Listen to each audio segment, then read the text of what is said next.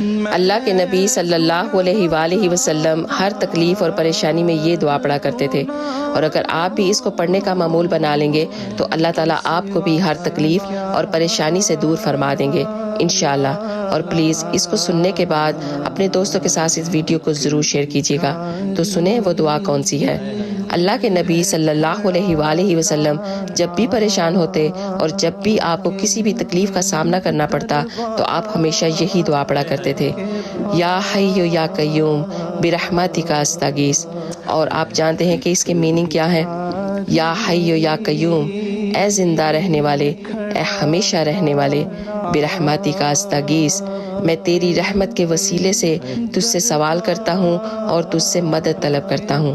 اللہ تعالیٰ اور اس کے رسول کی رضا کے لیے اس ویڈیو کو ضرور شیئر کیجیے گا۔